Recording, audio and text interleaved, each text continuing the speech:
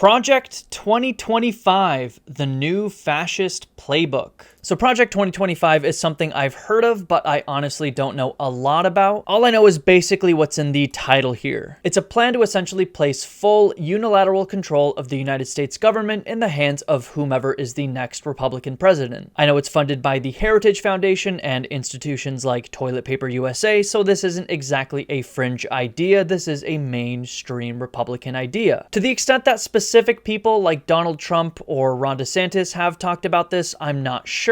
I'm sure this video will discuss that sort of thing, but it's clear that this is the trajectory the Republican Party has been heading toward, though. I think to a lot of people outside of the left, certainly in the eyes of conservatives, the use of the term fascist is a little taboo, but I think there is some truth and merit to using it to describe the modern Republican Party and the conservative movement in general. For one, Trump has literally said multiple times that he feels he can do whatever he wants as president, which the fact that this is not true is sort of the whole reason we established the republic as it is in the first place. And this idea of unilateral, dictatorial, autocratic strongman control is a fairly common fascist concept. Two, the Republican Party has been barreling toward becoming more and more conservative since the 70s, and fascism is often thought of being a far-right concept, and if you just look at the trend, I don't see why it'd be a stretch to say that things seem to be trending that way, at least statistically. It's always funny to me when, like, Trump and other Republican, fucking lunatics say, like, radical left Democrats. Meanwhile, they are the ones actually barreling toward becoming more conservative, and the Democrats have, like, barely inched leftward, mostly on social issues. Like, at this point, the only difference between a 2022 Democrat and a 1972 Democrat is like the fact that they don't want to execute every gay person. But economically speaking, it's not like most Democrats want to give us healthcare and access to like free college and stuff like that. Ultimately, don't worry, leftists. I understand that both parties are 100% beholden to capital, and that is ultimately the biggest issue. But clearly, one is becoming significantly more radical than the other. I personally have been saying for years that, especially since Trump declared he won an election that he lost and half the country believed him, that the Republican Party would likely attempt something like this in the near future. Trump declaring himself the victor and half the country believing him was probably solid evidence enough for the Republican Party that they could literally make any claim they wanted, any justification, no matter how flimsy and lacking in evidence, and their voters would believe them. After seeing how the general conservative public ate up Trump's declaration of victory and how they bought unthinkable amounts of bullshit, coupled with their incredible ability to ignore reality and anything resembling factual information, why would they not attempt a full takeover of the government? And so that's what this appears to be. And it appears to be real, mainstream, and a genuine threat that needs to be addressed. Now, how do we address it? I'm not really sure. The easy or glib answer is to vote. Vote blue, no matter who, boys. I think this strategy generally requires them to win the election first, although as proven in 2020, Trump will declare himself the victor regardless of the election results. And who knows what that will look like this time? Ultimately, it'll come down to whomever the military deems the rightful president, and since they lean conservative, who knows what'll happen. Either way, it'll be interesting and terrifying. Here's the Project 2025 Wikipedia article. So yeah, this came from the Heritage Foundation. If you don't know who they are a far-right conservative think tank. In November 2023, Trump made a similar proposal to create a federally funded American Academy that would deliver online courses and grant free degrees that excluded wokeness or jihadism. I did not hear about this. The plan would also be funded by taxing the endowment of major universities, which he asserted were turning our students into communists and terrorists and sympathizers of many, many different dimensions. Okay. Yeah, dog, the Democrats are totally becoming communists. It's not y'all that are becoming fucking Nazis or whatever, basically. It's the Democrats that are becoming so radical. Look at this radicalization among Democratic senators. Health and Human Services should require that every state report exactly how many abortions take place within its borders, at what gestational age of the child, for what reason, the mother's state of residence, and by what method. Sounds kind of fascisty to me. Interesting that they're not like declaring to ban abortion outright. It's so funny that like they're leaving it up to the states, and basically every state where they allowed it to go to the people, they have voted to allow abortion, even in the most right-wing of states. I don't remember who it was, but there was a Republican, I think from Ohio, who they just legalized abortion, who was crying about ballot measures, the one sort of actual way that the citizenry can act directly democratically, which again, attacking democracy is another one of those pretty consistently fascist adjacent ideas. Project 2025 does not provide strategies for reducing greenhouse gas emissions responsible for climate change. That is the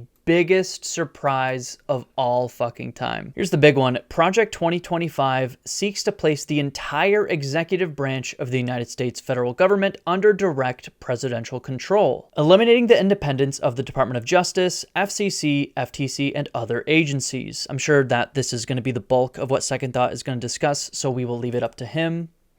They're also planning on making it legal to discriminate against gay people. They want to outlaw pornography. Heritage Foundation President Kevin Roberts, in the foreword of Project 2025's manifesto, writes that pornography manifested today in the omnipresent propagation of transgender ideology. Wait, what? Pornography should be outlawed. The people who produce and distribute it should be imprisoned. Every OnlyFans girl should be imprisoned. Educators and public librarians who purvey it should be classed as registered sex offenders. What? Educators and public librarians are purveying pornography. I mean, this is one of those made up bullshit that Republicans are claiming is happening that is not happening at all, right? It has no claim to First Amendment protection. Yeah, I mean, this feels like a pretty solid violation of freedom of speech, which, despite them claiming it has no protection under the First Amendment,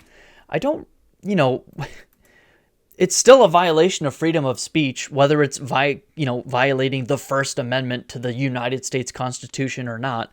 It's still violating your right to freedom of speech, which is, again, bit of a fascist idea as well. Anyway, at least now we can't claim that Republicans don't have a platform. I remember in 2020, they literally ran their convention without writing a platform. Now just the feckless, pathetic Democrats don't have a platform. I mean, as much as I'll lob criticism at the Democratic Party for being a bunch of cowardly, limp-wristed losers, at least they're not literal fascists who want to make it legal to discriminate against gay people and shit. Yes, they're ultimately beholden to capital almost as much as the Republicans, but there is a clear difference to me between center-right and far-right, and I hope my leftist friends understand that too. So I'm curious what Second Thought is going to have to say about this, namely regarding the solutions to this problem, since I know people with his type of views scoff at the idea that voting for Democrats is at all worthwhile. But in the short term, outside of decades of expanding education and reprogramming the American public from being 50% brain-dead chuds and 45% brain-dead liberals, to the point where they can think critically enough and disseminate information well enough to where people who develop threats like this won't even exist, I don't know what else to do other than gritting our teeth and voting blue no matter who. Anyway, let's get to the video. It's almost that time again. Election season is bearing down on us, and we have some truly strong contenders this cycle. In the red corner, we've got Florida Man, the Penguin, this guy, literally the only black Republican in the Senate, and of course, the God Emperor himself, the man who's so confident that he won't even show up for debates, Donald Trump. And in the blue corner, we've got Oprah's spiritual advisor, Hassan's uncle, the chairman of a gelato company, and the reigning champion, the man who may or may not remember how he got there, Joe Biden. Yes, it's really shaping up to be a once-in-a-lifetime election season, and as always, that's so fucking depressing, dude. A life-and-death struggle for democracy and the very— We could have been halfway through Bernie Sanders' second term by now. Could you fucking imagine, yo? soul of the nation. as they all seem to be these days, despite very few differences in Republican and Democratic governance. Call me a lib, okay? I don't super love that, rhetoric. Again, from the leftist perspective, I get it. Neither of them are giving us healthcare. Neither of them are giving us education. Neither of them are really giving us infrastructure. They're both 100% beholden to capital. But the Democrats aren't actively trying to genocide all trans people. Joking aside, they're both very bad, but there is a material difference between very bad and very, very, very, very, very bad, okay? But there is one thing that actually does make this election cycle a bit different. Conservatives have been lurching towards fascism for years, with the Democrats not far behind, though historically... I don't know. Again, like I said at my intro, I will criticize the Democrats over a lot of things. There are plenty of good things to criticize the Democrats for. Calling them fascists, the Democrats, I don't know.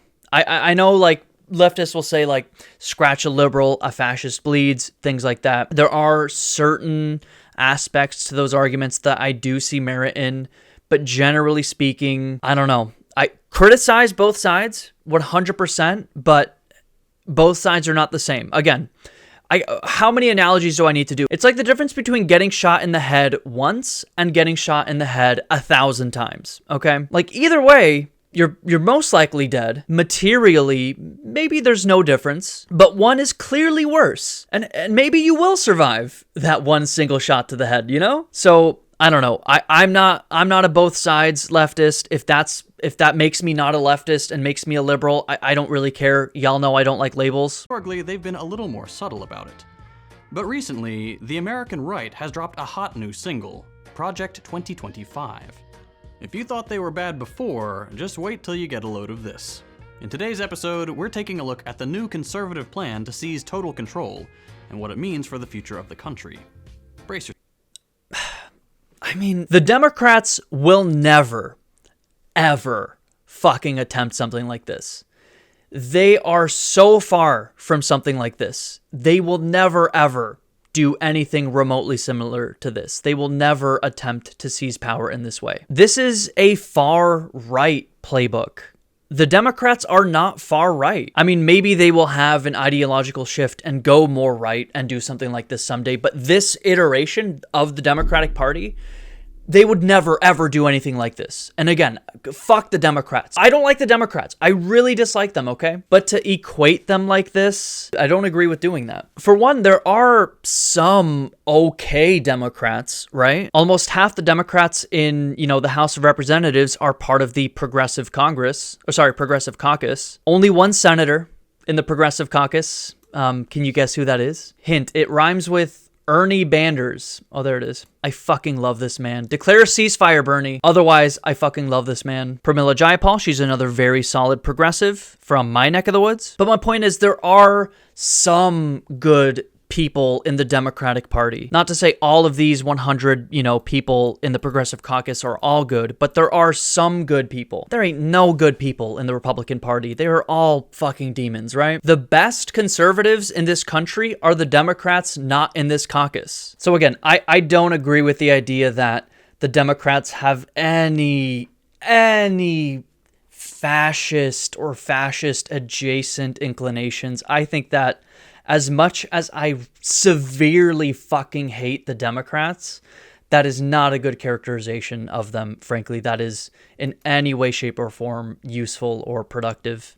But anyway. Yourself. Okay, Project 2025. What is it? Spearheaded by the Heritage Foundation, Project 2025 is a massive 920-page conservative manifesto detailing how they intend to give the president vastly more power, destroy bureaucracy, root out woke propaganda, appoint vetted far-right freedom fighters at every level of government, and have it all ready to implement the day the next conservative president is elected, which they assume will be 2025, hence the name. Despite Trump obviously being the favorite, the plan is not dependent on any particular candidate winning, but can be implemented with any figurehead at the reins, who will become essentially completely unaccountable. God Emperor was supposed to be a joke, but here we are. You may have seen this book floating around online, The Mandate for Leadership. This is what most people assume Project 2025 to be, but this is actually just one part of a much larger conservative master plan. Project 2025 has 4 core pillars. First, the policy, as outlined in the 920-page document. This is where all the heinous and frankly disturbing policy proposals live, and don't worry, we'll look at some of those in a bit. 2, the personnel database, which has been described as the conservative LinkedIn, as if LinkedIn wasn't cringe enough already. This will be a repository for conservative resumes from people across all sectors and from all walks of life, to be selected as needed to staff positions in every level of government. Yeah, I mean, this sounds super fucking fascist. It also sounds... I'm not gonna say it. I'm not gonna say it. I'm not gonna say it. I'm not gonna say it. Federal and state level. I'm not gonna say it. 3, training. They've got a new online institute. I'm not gonna say it. Basically PragerU, but for people who like to wear poorly tailored suits and fantasize about rolling back environmental regulations. This training program will create willing and able soldiers to serve on the front lines in the war on the woke cabal of the deep state. And finally, 4, the 180-day playbook, a step-by-step guide for the new conservative emperor to systematically implement the policies listed in the manifesto. Think IKEA assembly instructions, but for fascism. These 4 pillars are the key components of the project, and taken together, they offer a pretty comprehensive vision for the dystopian future the right hopes to usher in. It's all pretty alarming. But where exactly does this come from? Let's take a look at some of the names behind the project.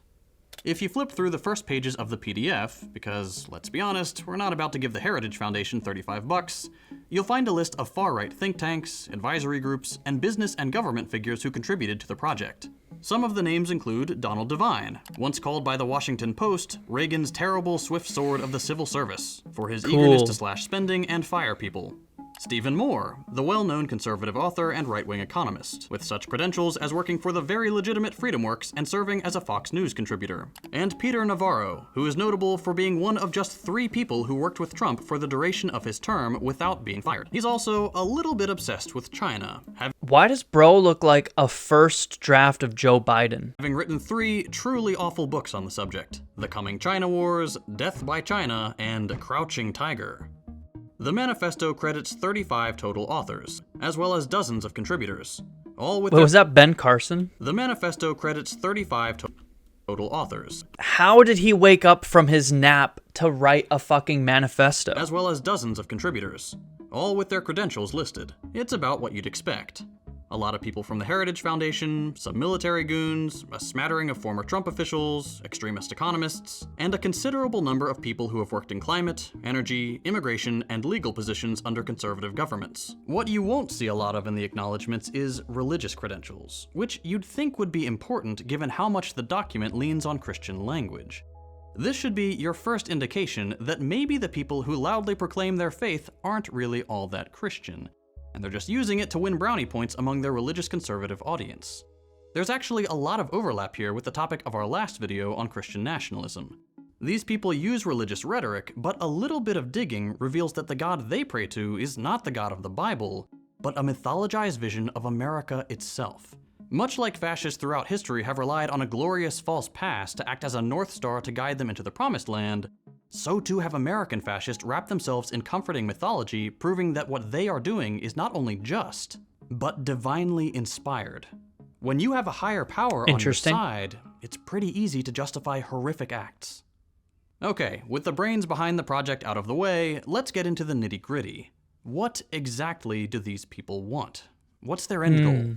Well, there are 4 main priorities. In their words, they want to 1. Restore the family as the centerpiece of American life and protect our children. 2. Dismantle the administrative state and return self-governance to the American people. 3. Defend our nation. Sovereignty, borders, and bounty against global threats. And 4. Secure our God-given individual rights to live freely. What our Constitution calls the blessings of liberty. Okay, unless you're gay. You can probably already see where some of this is going, but let's start with the boring stuff. The nuts and bolts of manipulating the federal government to serve the right. A lot of this project centers around gutting what's called the administrative state. This is stuff like the EPA, FEMA, HUD, the Fed, stuff like that. The humdrum logistical stuff that nonetheless often plays an important role. Or sometimes not. Looking at you, DHS.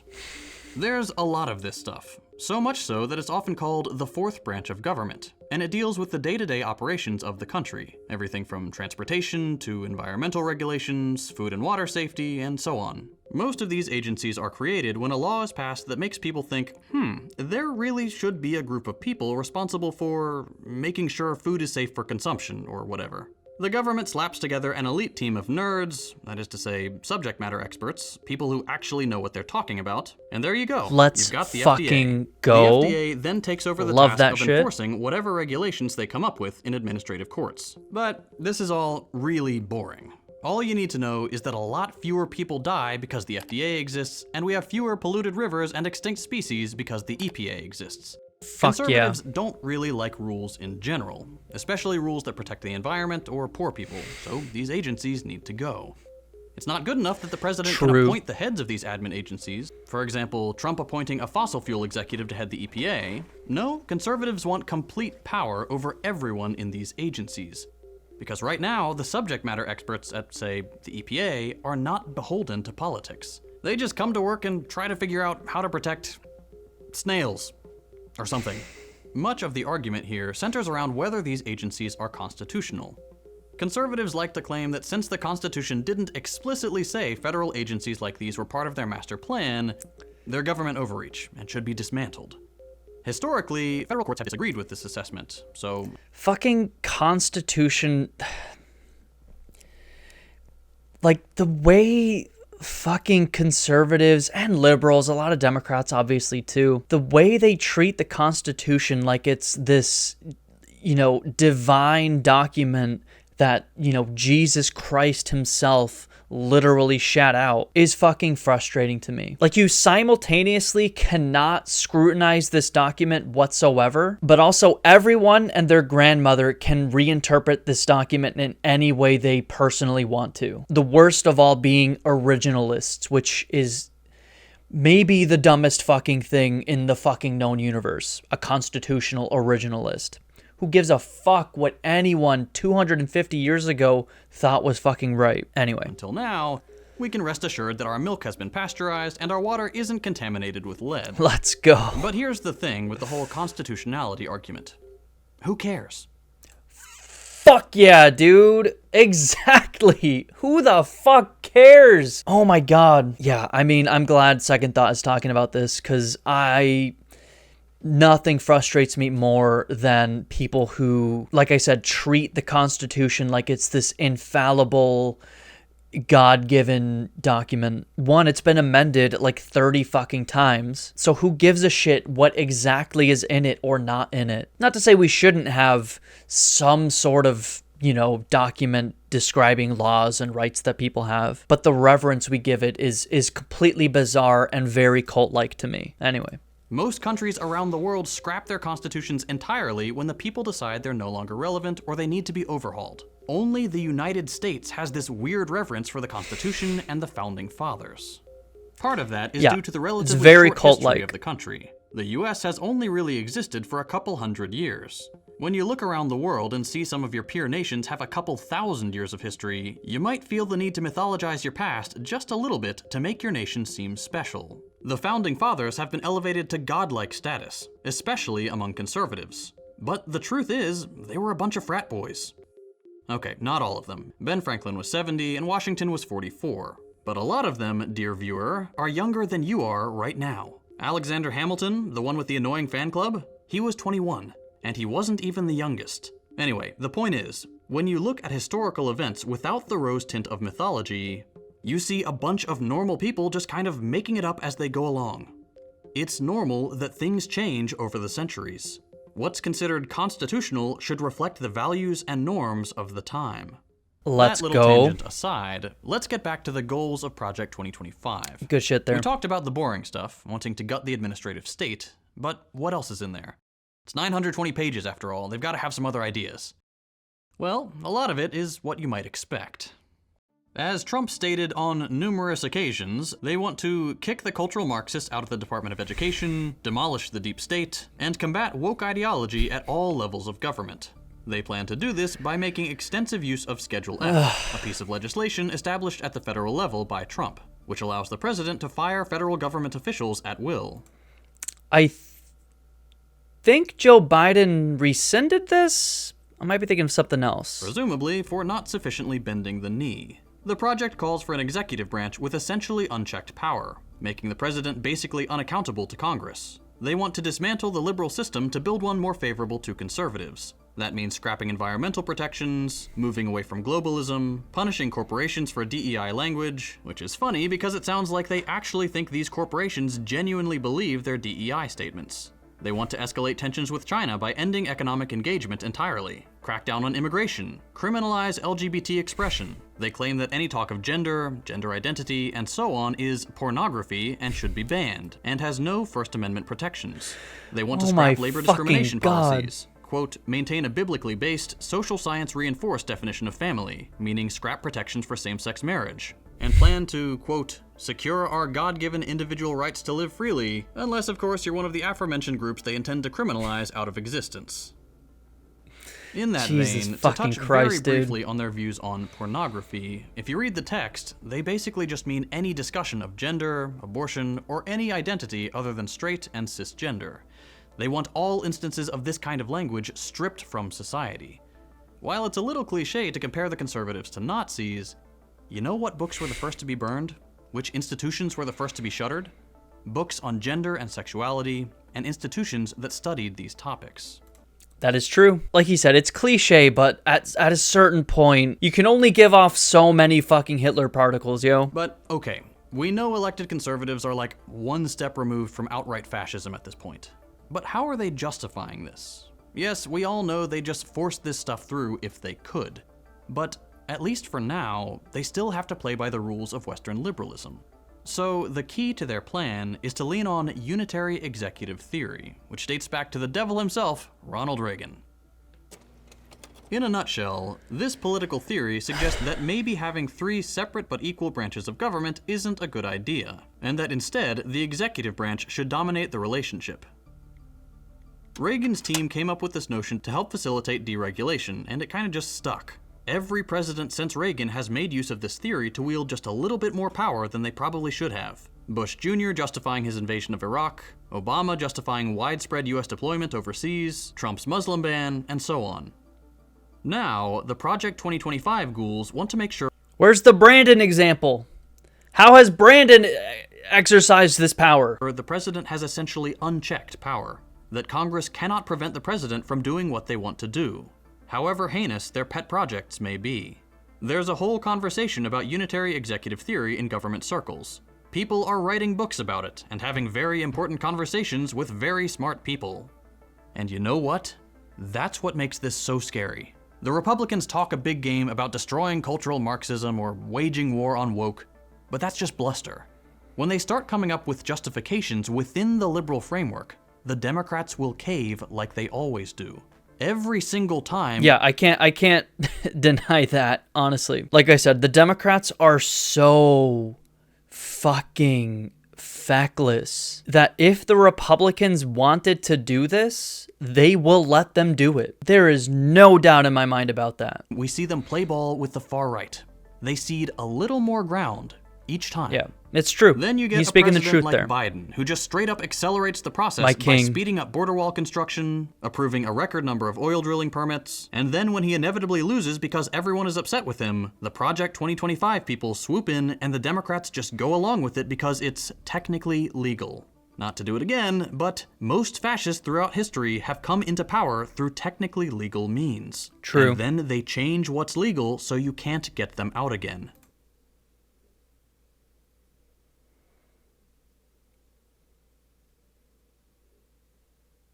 I'm not going to say it, but this might relate to a recent Second Thought video we did. You can find that in the description if you want to hear more about my thoughts on some of this stuff. Anyway. Well, that's all pretty grim, huh? What's the solution here? Do we just Solutions. vote harder? No. Vote harder. Vote blue no matter who, baby. I mean, do that if you want. Did he say no? What's the solution here? Do we just vote harder? No. I mean, do that if you want, especially if you think you can make a difference at the local level. But things have gotten worse for us with every single president. And things have certainly gotten worse for people living in the third world as the U.S. gets more and more vicious abroad as our empire declines. Yeah. And once again, I feel like I've gone to bat too much for the Democrats so far in my video here. They are just as bad as the Republicans, in that regard as well, which does make them fucking evil. The amount of third world exploitation that they willingly, happily engage in is fucking disgusting. Don't get me wrong. The solution is the same as it's always been. Mass movements. I was going to say organize. Unionize your... Unionize your workplace to solve Project 2025. Bro, I don't know. I just don't know if that's the solution. The 5 leftists in America unionizing their workplace is not going to stop Project 2025 coming 6 months from now, I going into this, I was a little nervous that this was going to be his solution. This is kind of the copy-paste leftist solution to everything that I've heard so far in my project here. Got a problem? Unionize your workplace. As much as I want that to happen, as important as that is for workers' rights, workers' self-determination, etc., I just don't think it's the solution to every little thing that could possibly ail a society. When you have one party saying we will instill fascism when we are elected and take power, and one party saying we will not, and I believe them, that we will not instill a fascist dictatorship when we take power.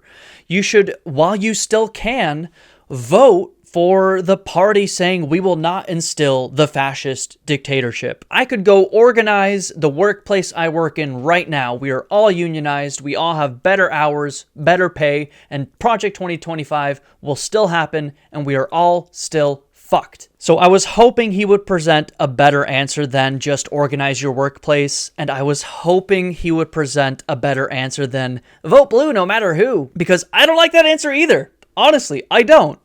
But as much as I want every workplace to be organized and unionized, I don't think that's the immediate solution to this, frankly. Like I said at the jump, I think the answer is don't let them take power.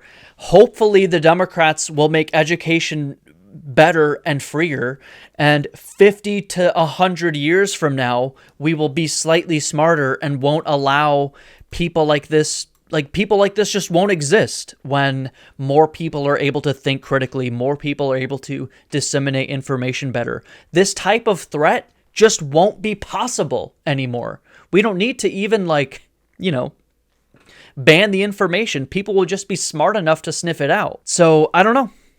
At this point, if the best liberals can do is vote blue no matter who, and the best the left can do is organize your workplace, we might just be fucked, if I'm being totally honest. If I had to put my chips down on the table and bet whether or not the Republican Party will institute a fascist takeover of the American government, I think it will end up happening, honestly. The Democrats are too pathetic and feckless to do anything. They will roll over and let this happen. And there are far too few genuinely informed, leftists and progressives who actually want to prevent things like this from happening to actually make a difference. So if this is the best we got, organize your workplace, vote blue no matter who, we're fucked.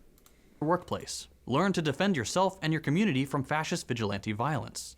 Keep yourself safe online, learn your rights, educate yourself and those around you. Things like Project 2025 don't happen in a vacuum.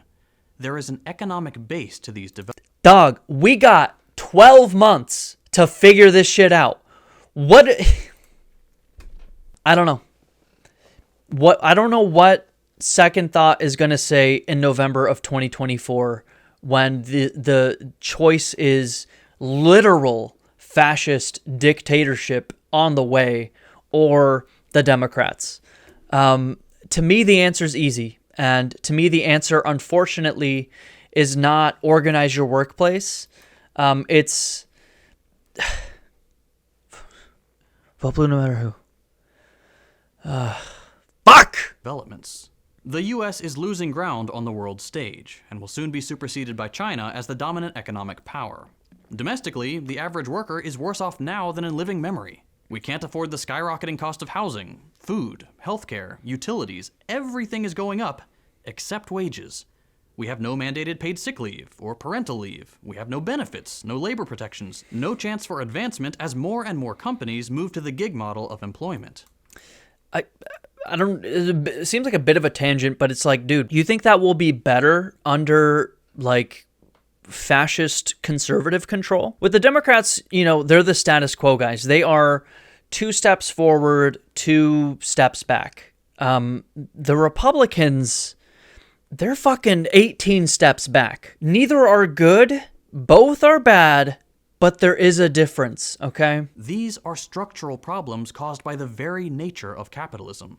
Run the simulation 1,000 times and we'll end up right here every single time. That is an interesting point, and I think I do agree with that, which is why I am in favor of moving away from a capitalist system. But this is a short-term problem. This is we've got months, not decades, to deal with this at this point. The race for endlessly increasing profits results in monopoly, overaccumulation, a falling rate of profit, economic desperation among the masses, and a surge of reaction that carries fascism to the very top. You want a different result?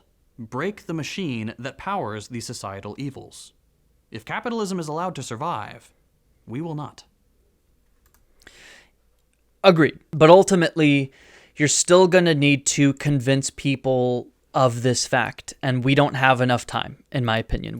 There's no perfect socialist propaganda movement that we can launch in the next 12 months that will turn everyone into card-carrying anti-fascists. It's just not going to happen. So he's admitting that Project 2025 is so dangerous, and I don't really think he's giving us a material solution to this looming threat.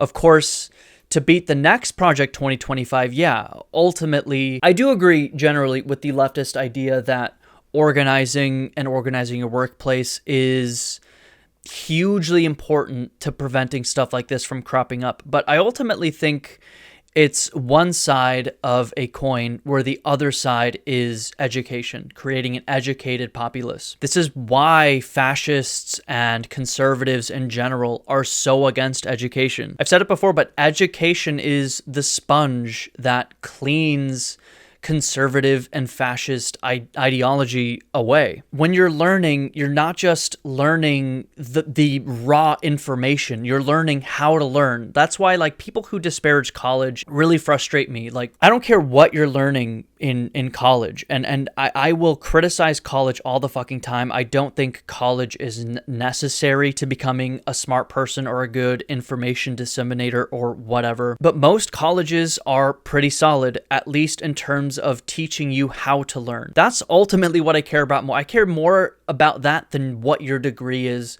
what the actual facts you learned were. You learn how to be a better critical thinker. You learn how to disseminate information better, what sources to trust. And you obviously can do that without college. But I think that college can be a boost for a lot of people. It certainly was for me. College was a huge part of why I am significantly less right-leaning than I was before I went to college. So for all the effort and time the left gives to organizing, I wish they would give to education as well. I know every leftist agrees with me ultimately, but I think that it's like, 80-20 when I think it should be 50-50. I guess, in my personal view. Shit like this exists because of ignorance. I agree, organizing is a huge way to prevent this, but I do think education is equally important. Again, it's not going to be the same for everyone. I became a leftist, quote unquote, without ever working in an organized workplace. I've never been part of a union. In a lot of ways, me being not part of those, types of institutions, unions, co-ops, organized workplaces,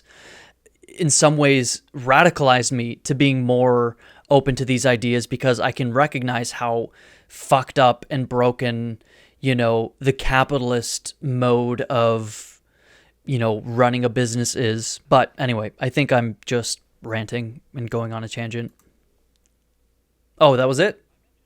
Okay. Yeah, overall, I thought this was a pretty good video. The only thing I am left unsatisfied by were his solutions, the solutions section, because he didn't really give us one. He kind of brushed away the idea of voting. He was like, I guess you could vote. And basically doubled down on the idea that somehow organizing your workplace is gonna stop Project 2025, which I just don't think is the case. Ultimately, voting, quote unquote, is a short-term solution as well. It's just to prevent this current 2025, Project 2025. But this will not be their last attempt. And so while I do agree that organizing is a good way to set a foundation to preventing things like this from happening, I don't think it's, strictly speaking, enough. I think an equally important part is education, making education more accessible, making our education better, funding our education systems more. We should not be spending such a tiny ratio of our discretionary budget on education. Fucking double this budget. Take a little bit out of this and double this budget. That will have a better ROI. That will help our population better than spending it all on this. Fuck it, triple it. Quadruple it. I don't care. Allowing conservatives to LARP as libertarians is one of the biggest mistakes humanity has ever made. I'm glad that people are finally waking up as a whole how bad Reagan was for our country, especially for anyone who isn't in the top 5%. Not nearly fucking enough, dude. When fascism comes to America, it will be wrapped in a flag and carrying a cross. In saying that we went from finding solutions to reforming capitalism in America to fighting for our lives against the largest attempt at a fascist takeover since Germany from 1933 to 1945. Yeah. Conservatives, we have returned governance to the people. The people start doing copious amounts of left-wing stuff. Conservatives, wait, you weren't supposed to do that. Yeah, I mean, I have shown y'all countless times on this channel, on this project, that like progressive ideas, left-wing ideas are ultimately very popular with the population. Case in point, the abortion stuff and like legal weed. Anytime abortion and legal weed and almost anything is on the ballot for people to actually vote on, it passes.